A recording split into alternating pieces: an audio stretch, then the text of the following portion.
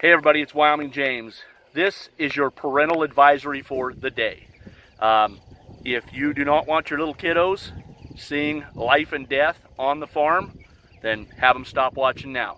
We experienced another predator on the pasture, and today we were able to take care of it. So if you don't want your little kiddos seeing something get shot in the face, turn them away now.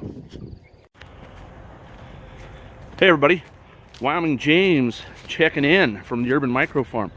Well, it is day number 47, and Mandy has already beaten me out here to the garden to see our little friends. Hey birds. Are you hungry? There are 7 of them today. Don't tell the police. So Mandy now gets the task of choosing which lucky bird gets to go back out to the tractors. So she's going to let them get a little breakfast so that we can pick one to go out to the tractors. So who's it going to be, Mandy? Oh, there's a nice little side effect of having an urban micro farm. I'm gonna fill these real quick. So who does it get to be, Mandy? I think it's gonna be this one. That's the biggest one. Big, and he'll be able to fend for his own, I think. Okay. I think we're gonna take you, mister. Okay, well. You're kind of outdoing everybody else, and you're kind of being bossy, so you're not fitting in well with this bunch. So he gets to go be the boss of a new tractor. Yes. We'll see how that works out. All right, so we're going to take this little guy, big guy, and head him out to the tractors, out to the pasture. All right, so we made the trip out here. Mandy was holding that big cockerel. He made no messes on her. She was concerned with that. So we pull up here on location, and we're trying to figure out which tractor we're going to put him in. And then Mandy and I were discussing a strategy on how to divide these birds out, because she read that if you separate these birds, the smallest from the largest, it allows the smaller ones to kind of catch up. They don't have to fight for their food near as much. So as we're discussing this strategy, I pull up and we look through this tractor. I'm going to have you pan right through the tractor there. And I don't know if you can see it or not, but just behind that farthest bird, you'll see black and white stripes. Now, that's what our friends in the south call a polecat. It might be the predator we've been dealing with around here. I don't know. I don't think it's big enough to have made those teeth marks, but we have us a full-on skunk in here. So, my plan is to get him heading one way or another, and then we're going to sneak around the tractors on that side, and I'm going to try to get a shot off. I'm going to try to shoot him right in the head, and I think the gunshot's going to freak everybody out. But from past experience, when you shoot a skunk in a trap, it sprays. So this is going to go one of two ways. Either this is going to go off without a hitch, or this is going to end with Mandy and I going out to the garden, harvesting a bunch of tomatoes so we can take a tomato bath to try to get the skunk spray off of us. So let's figure out which way he's headed, and we'll go take care of him real quick. Ready? Go.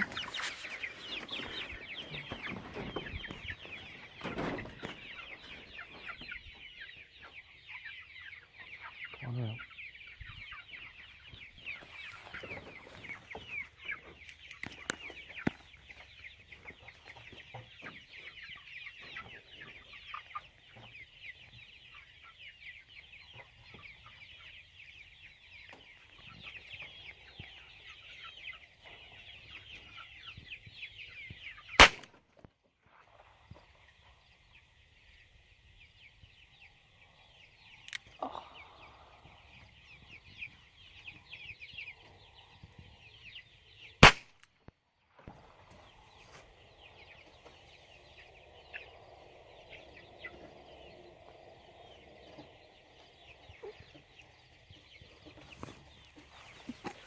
Okay, so that worked out pretty well.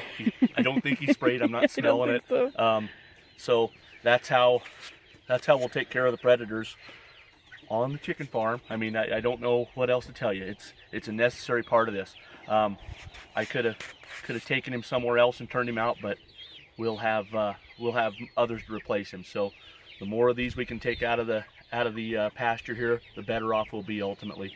I don't know that this is our chicken thief, but he came around and ended up in the trap. So unlucky day for him. bad day for him, but we've got to protect our livestock. So it's just something we have to do. So that brings me to an interesting point. Miss Margaret Harding, who we had the pleasure of spending some time with earlier this summer, she commented on one of our earlier videos saying that she was told that if you hang rags that are soaked with vinegar around, it'll yep. There's the smell. I think he's letting it go now. So yeah, I think we. Oh, let's get him moved. Yeah, I think he's. It naturally happens after you shoot one, they'll release. So, but he didn't. Whoa! Let's go stand upwind. That's way strong. Oh! Wow, that is strong.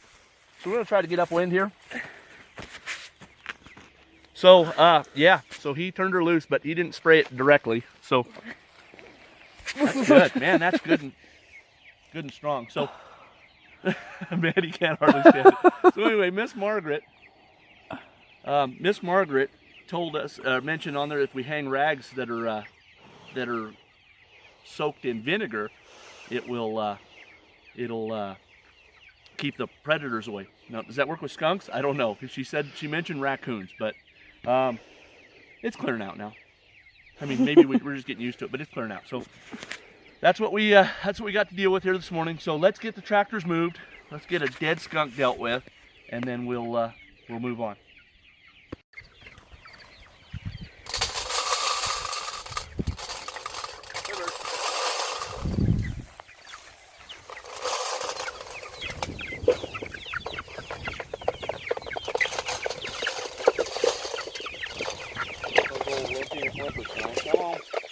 He's coming.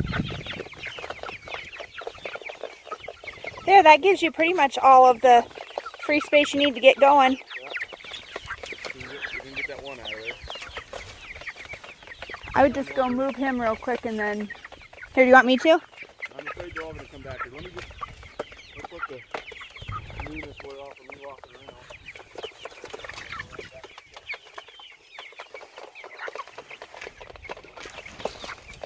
There you go, just shoot across.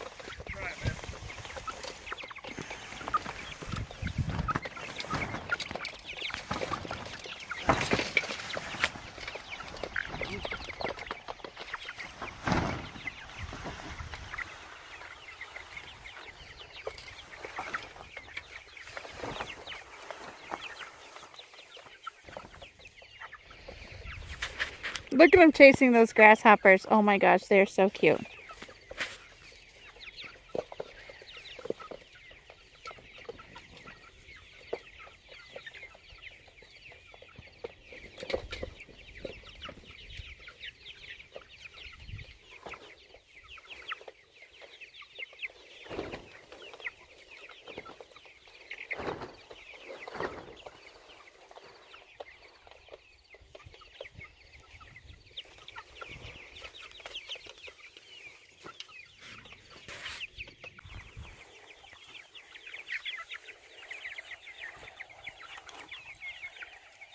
Six.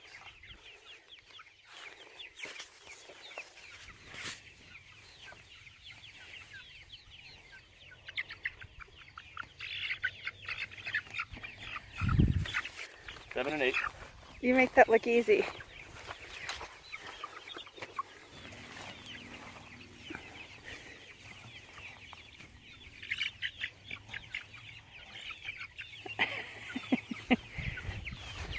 Nine and 10.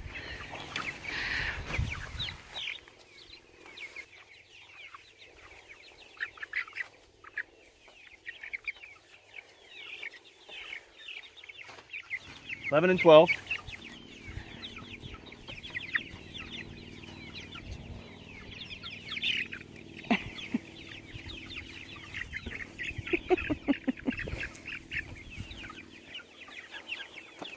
14, 15. 14.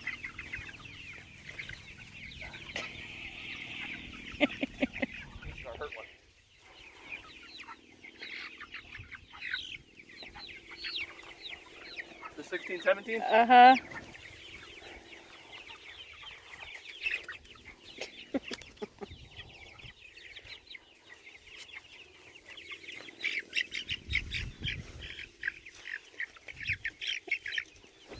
Nice.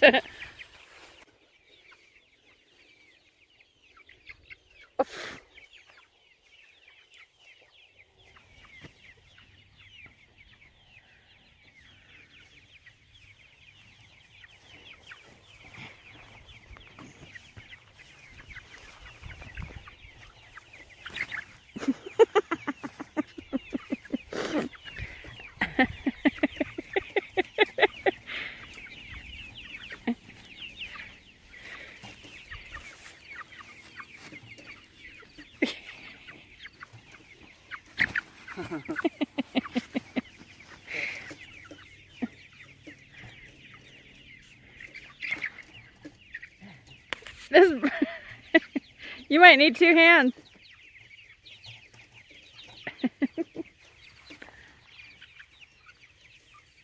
Got him. Yay.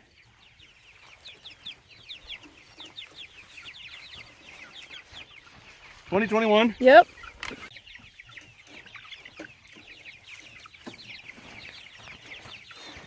22. Uh-oh. 22. Mm-hmm.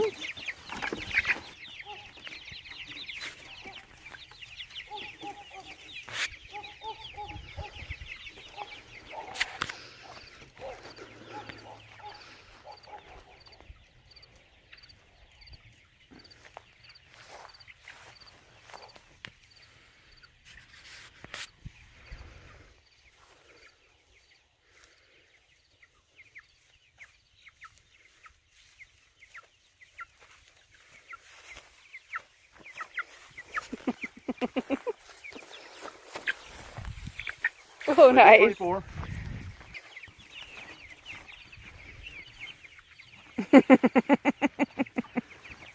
25. We had trouble catching this one yesterday.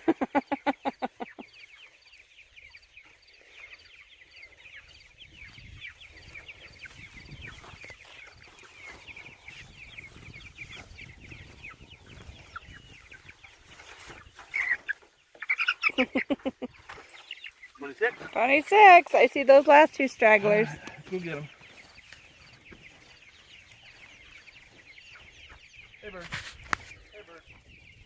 Hey, bird. Hey, bird.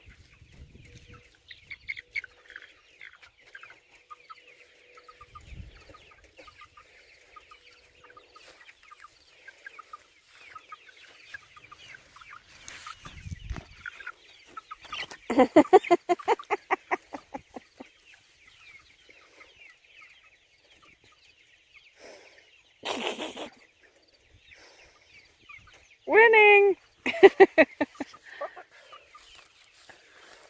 27, 28. All right, so an exciting day out here on the pasture. You know, today was a little later morning. It's a Sunday, so Mandy and I slept in a little bit, and we kind of took our time getting going. Went out there, fed the birds. You know, we weren't in a really hurry, in any kind of hurry. And then we get out here and find our friend Peppy in the trap there. So that kind of spiced things up. So I tell you, it's still strong. The smell of that skunk is strong. I'm sure when we go back, people are going to smell it on us. I don't know, but we'll deal with that. It's the life of a chicken farmer. So, so we've got all 3 of the tractors moved. We moved the moved 2 of them to the west of the road, and then we've got 1 of them on the east side of the road. I told you I was going to do that. I went ahead and did that. As we were turning these birds out, we found out that Mandy would bait them outside with the feed, and they'd pick through it and get the protein out of there, the protein feed, but they'd leave most of the rest of the scratch. And then they'd go foraging for grasshoppers, which is fine with us, but they're even getting them back in. It was tough getting them back in because of them not wanting to have the feed. Now we break out the fodder and they go nuts. So they love that fodder. All we can do is just keep, I mean, it would take me, we talked about maybe doubling it up, but it would take me 9 days before I had double fodder. So we're not going to do that. We're just going to keep feeding them. We've also got some more apples we can feed them. There's that.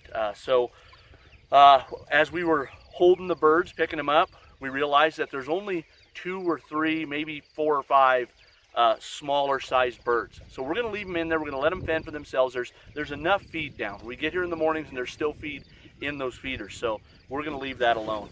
Other than that, it's been a good day. Other than us going home smelling like skunk, it's been a really good day. So Wyoming James, Powder River Mandarin, checking out from the Urban Micro Farm.